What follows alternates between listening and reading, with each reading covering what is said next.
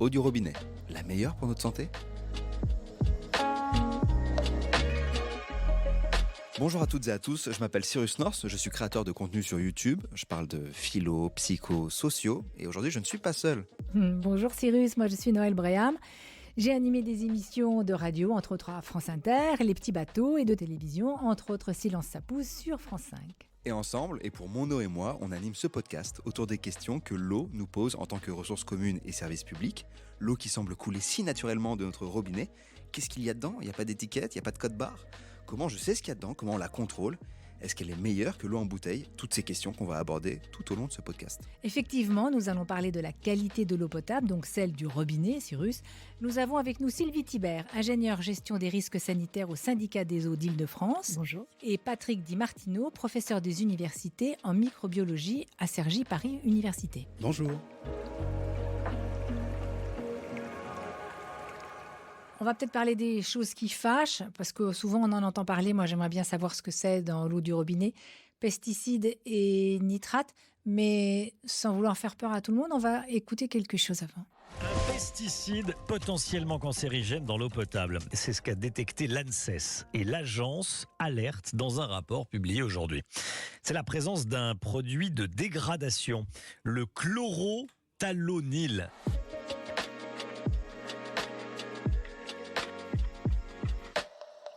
C'était en avril sur Europe 1. Alors ce genre d'alertes qui peuvent arriver dans une localité ou une autre crée parfois la panique. Même moi je me souviens, j'ai paniqué sur le coup.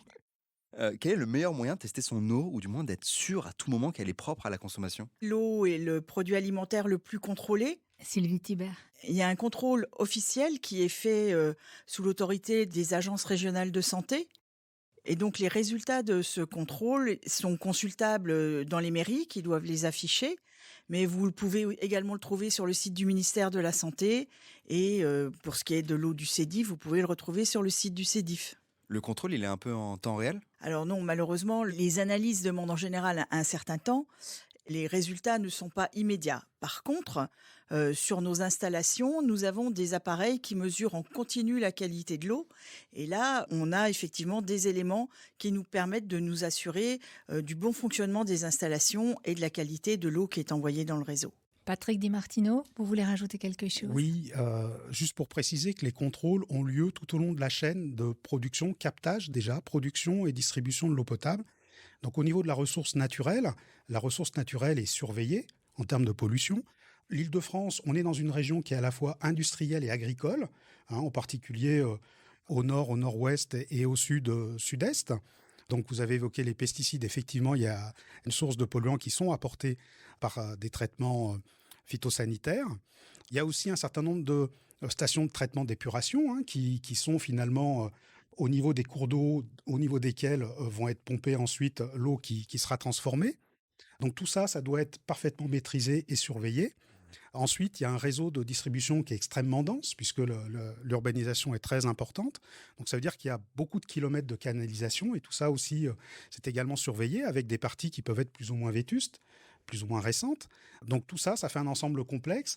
Mais heureusement, effectivement, la réglementation fait réaliser un certain nombre de contrôles. Et puis, les gens qui gèrent la production et la distribution, comme le Sédif, font en plus des autocontrôles et mènent des études au-delà des contrôles pour comprendre et maîtriser les paramètres de qualité d'eau. Mais vous, cette alerte-là qu'on a entendue, et c'était en avril dernier, vous, ça vous a inquiété en tant qu'expert ? Quand on nous annonce qu'il y a la présence d'un polluant dans la ressource et éventuellement dans l'eau potable, il faut toujours essayer de comparer ça à des seuils, parce que présence ne veut pas forcément dire risque sanitaire. En général, on va associer un risque à un seuil. Et donc, en l'occurrence, pour ce qui concerne les pesticides, la limite réglementaire dans l'eau potable, c'est 0,1 microgramme par litre, donc 1 millionième de gramme par litre d'eau. Mais cette limite réglementaire, elle n'est pas fixée sur des considérations sanitaires, mais sur des considérations environnementales. C'est la seule limite de qualité qui est fixée de cette façon-là. Alors on est dans un paradoxe, c'est que pour les pesticides, on peut avoir une eau qui est non conforme et pourtant on peut continuer de la boire parce que la limite de qualité, la limite réglementaire n'est pas le seuil sanitaire. J'aimerais savoir ce que ça vous inspire l'un et l'autre, ces deux mots eau pure. Qu'est-ce que ça veut dire eau pure? Patrick Di Alors, Martino. la notion de pureté, pour l'eau, ne veut pas dire grand-chose, parce qu'en fait, une eau, comme ça a été relevé tout à l'heure suite à la question de Cyrus, l'eau, elle contient un certain nombre d'éléments. C'est normal. Une eau qui ne contient pas un certain nombre d'éléments minéraux, un petit peu organiques, parfois particulières, biologiques aussi, ça n'existe pas. Voilà. Et ça ne doit pas exister, en tout cas, pour quelque chose qui est consommé par l'homme. Donc, Pourquoi? Ce serait nocif si vraiment il n'y avait rien dedans. oui, il ne faut pas boire de l'eau distillée, par exemple. Alors, pour une raison simple, c'est que si vous avez de l'eau qui ne contient aucun élément minéral, elle va avoir un problème d'équilibre physico-chimique et elle va avoir un pH qui ne va pas être compatible avec une consommation humaine. L'humain doit consommer une eau qui est au voisinage de 7. Quoi? C'est des degrés pH. C'est la neutralité, un petit peu plus en général. L'eau qui est distribuée dans le robinet, un pH un tout petit peu plus élevé. Et en fait, l'équilibre, notamment du pH, va être obtenu grâce à un certain mélange, une certaine concentration d'éléments minéraux. Hier, j'ai posé une question à mes followers sur Instagram, notamment sur la qualité de l'eau. Une question qui est revenue assez souvent, c'est celle du calcaire.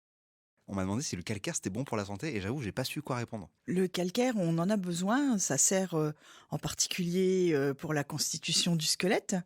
Et l'eau que vous buvez peut vous apporter une partie du calcium qui est nécessaire en apport dans la journée. Sylvie Et- Thibert, calcaire et calcium, c'est la même chose? Alors le calcaire, en fait, contient et du calcium et du carbonate.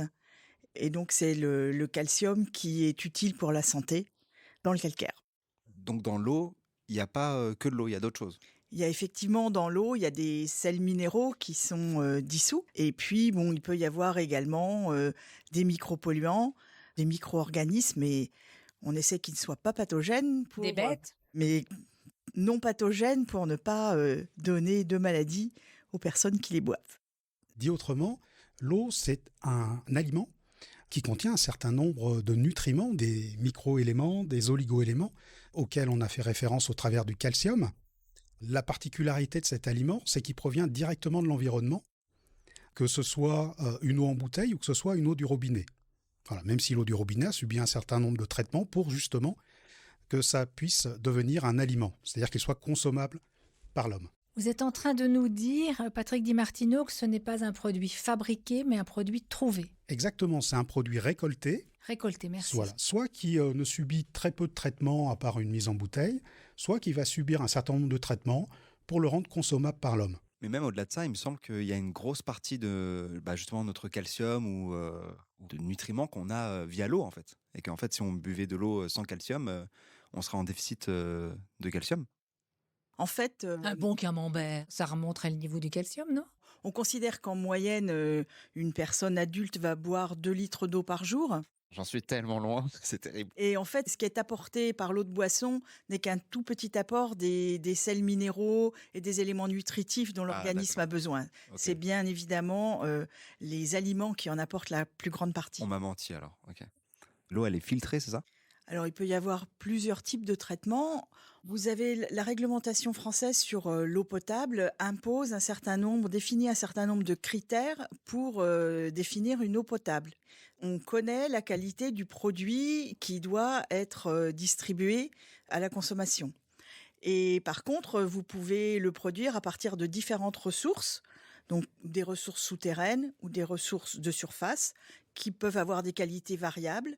Et donc, vous devez, entre cette eau brute que vous prélevez dans le milieu naturel et l'eau que vous délivrez au robinet, vous devez mettre une filière de traitement adaptée qui va vous permettre de faire en sorte que l'eau que vous prélevez dans le milieu puisse répondre, au final, aux critères d'une eau potable.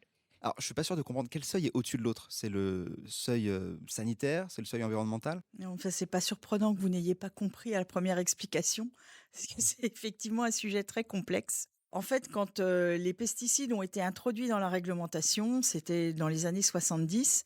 Et à l'époque, le raisonnement du législateur a été de dire ces produits sont des produits artificiels, ce ne sont pas des produits naturels. Donc, je ne souhaite pas les retrouver dans les ressources en eau. la limite possible par les analyses à l'époque, donc dans les années 70. Donc on était capable de mesurer à 0,1 microgramme par litre. Et donc on a mis 0,1 microgramme par litre, on a dit comme ça, si je ne le retrouve pas, tout va bien. C'est une limite technique en fait presque. Voilà, c'est ça, exactement. C'est une limite technique. Les pesticides, c'est d'une famille très nombreuse de molécules qui sont toutes très différentes et qui forcément ont des effets sanitaires très différents.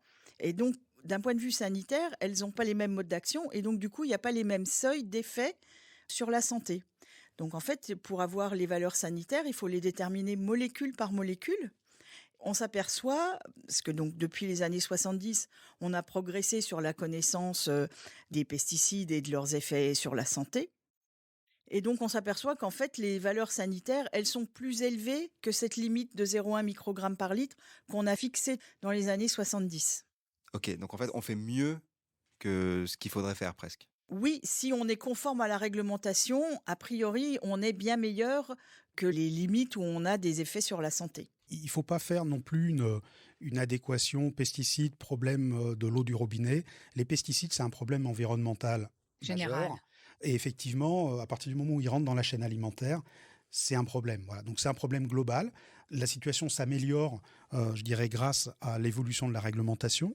Les pouvoirs publics, de manière globale, qui ont pris conscience de ce phénomène-là et qui font en sorte de diminuer de plus en plus.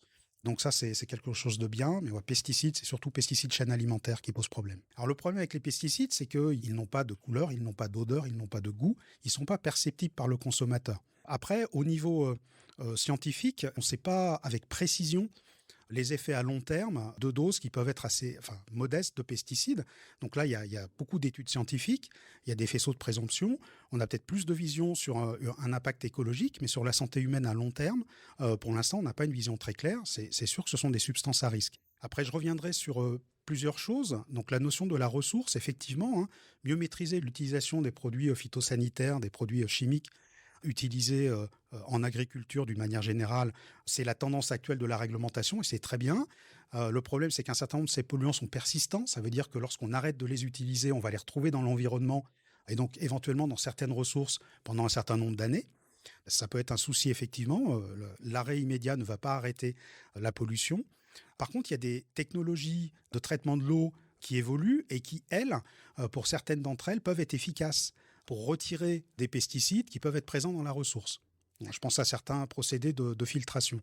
Et ça peut être un gain intéressant pour des procédés de filtration. Actuellement, à Méry-sur-Oise, il y a une technologie qui est mise en œuvre depuis maintenant une vingtaine d'années, la nanofiltration, qui fonctionne bien, par exemple, pour beaucoup de ces molécules. Ça veut dire que c'est filtré dans des trous petits minuscules. Extrêmement, extrêmement petits, oui. On se demandait, avec Cyrus, comment on savait si une eau du robinet était, puisque c'est de cette eau-là dont nous parlons aujourd'hui, si elle est bonne ou pas bonne. Parce que là, vous parlez de contrôles qui se font avec des techniciens et des machines, mais nous, par moment, l'eau est marron ou elle peut avoir un goût. Alors, on s'affole, mais bon, qu'est-ce que ça veut dire? C'est inquiétant ou pas? L'eau marron, je m'inquiéterais personnellement. Pour avoir des informations sur la qualité de votre eau, vous pouvez donc vous renseigner sur différents sites internet que je vous ai cités tout à l'heure.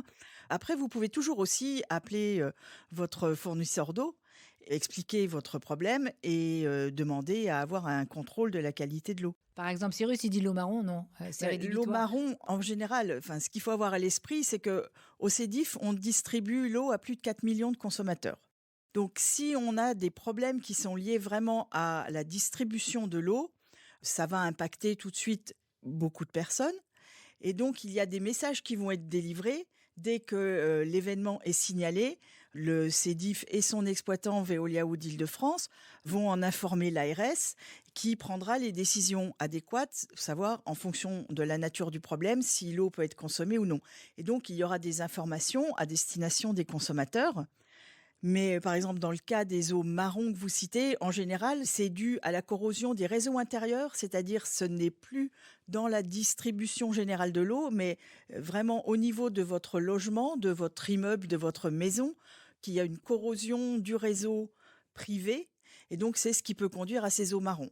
C'est souvent, effectivement, la cause de ces eaux marron. Après, ils peuvent être liés à des travaux éventuellement sur le réseau. Donc, ça vient de chez moi, merci. Vous avez des informations sur les travaux et sur les arrêts d'eau en cours. Patrick Di Martino. Oui, je réinsisterai sur le fait que Le citoyen classique peut avoir accès à l'information sur la qualité de l'eau qui est distribuée à son robinet assez facilement. Moi, par exemple, je reçois en tant que client, entre guillemets, une fois par an, une petite notice, alors qui n'est pas extrêmement précise, mais qui me marque quand même si l'ensemble des critères qui sont analysés sur l'eau sont conformes à la réglementation et si j'ai encouru un risque, si j'encours un risque ou pas. Et jusqu'à maintenant, c'est jamais arrivé, heureusement. Alors avant de nous séparer, Cyrus, il fait son café et son thé avec de l'eau chaude qui sort directement du robinet parce que ça va plus vite. Sylvie Thibert, qu'est-ce que vous en pensez? Normalement, on recommande de prendre de l'eau froide et de la faire chauffer. Parce que si vous avez de l'eau chaude, il peut y avoir dans votre réseau d'eau chaude des bactéries qui se développent, parce que des bactéries qui préfèrent des conditions un petit peu plus Elles sont comme nous, chaudes, un quoi. petit peu Elles plus sont en favorables vacances, pour dans le pour se chauffe-eau. multiplier. Et donc, il est préférable de toujours utiliser l'eau froide, que ce soit pour la cuisine, pour préparer son café, Non, il fait pas la cuisine. de ne pas prélever l'eau chaude pour l'alimentation, pour l'alimentaire. Mais tant qu'on parle de ma cuisine, les carafes filtrantes, ça a un intérêt ça? Dépenser de l'argent. Ça peut avoir un intérêt, mais il convient de vraiment changer le filtre régulièrement. Ah bon, ça se Sinon, change? ça va devenir un nid à microbes, votre filtre, si vous ne le changez pas suffisamment souvent. Et en fait, au lieu de retirer le chlore de l'eau, vous allez la concentrer en bactéries. Ok, donc c'est-à-dire que même si on change par contre le filtre régulièrement, l'intérêt c'est quoi? C'est retirer le chlore? Oui, vous allez retirer le chlore, retirer quelques micropolluants supplémentaires. Est-ce que je dis une bêtise si je dis que pour retirer le chlore, l'autre façon c'est de laisser l'eau 24 heures à l'air libre et en fait elle va s'évaporer? Vous remplissez une carafe, vous la mettez au réfrigérateur, non bouchée, et vous attendez 2 heures. On a l'impression que c'est un phénomène récent. On donnait dans les cantines aux enfants à boire de l'eau, bien sûr, et du vin, sous Ouais, prétexte c'est vrai ça. que l'eau n'était pas bonne et que le vin allait l'arranger. Bon, c'était dans les années 50, C'est la 60. moitié du 20e, appareil. Voilà. Et depuis, la distribution de l'eau a fait de gros progrès, aussi bien du point de vue des traitements que du point de vue de la distribution. Et vous pouvez avoir confiance en l'eau du robinet maintenant. Patrick Di Martino. Alors moi, j'ai envie de dire, pour les enfants, le vin, non, bien sûr. Et puis, il vaut mieux leur donner à boire de l'eau du robinet, autant qu'ils en veulent, et du d'arrêter les Coca. sodas. Voilà. Ne buvez pas les calories. Moi j'ai une autre question. Est-ce que l'eau du robinet elle est moins bonne ou meilleure que l'eau en bouteille? Qu'est-ce qu'on en pense de ça? Elle est ni moins bonne ni meilleure. Il faut savoir que dans les eaux embouteillées, il y a des eaux minérales qui ne respectent pas forcément les critères d'une eau potable. Une eau minérale, elle est autorisée sur un avis de l'Académie de médecine et parce qu'elle a des propriétés thérapeutiques particulières. Certaines eaux, c'est pas le cas de toutes les eaux minérales, mais certaines peuvent être très concentrées en certains minéraux, en particulier par exemple des sulfates ou des bicarbonates. Et donc consommer toujours cette eau très concentrée dans certains minéraux peut poser des problèmes de santé. Pour ce qui concerne les eaux de source, c'est vraiment des questions de préférence personnelle. Vous pouvez choisir le goût de votre eau si vous choisissez votre eau en bouteille, en prenant une eau plus ou moins faiblement minéralisée. Au robinet, vous n'avez pas le choix de la minéralisation de votre eau. Il n'y a pas de risque de plus de plastique par exemple dans les eaux embouteillées? Il y a quelques éléments qui sont sortis dans la presse ces 2 dernières années, peut-être, sur effectivement la détection de microplastiques. Mais alors, en quantité en France assez modeste. Malheureusement, si vous cherchez des microplastiques, vous allez en trouver partout. Mais ce n'est pas un risque sanitaire avec l'eau en bouteille, non. Eh bien merci, on a appris plein de choses. On continue à s'intéresser à d'autres aspects de l'eau du robinet dans 3 autres épisodes. Et si vous voulez connaître précisément la qualité de l'eau et que vous habitez l'une des communes du Sédif, vous pouvez en consulter les données à tout moment sur leur site internet.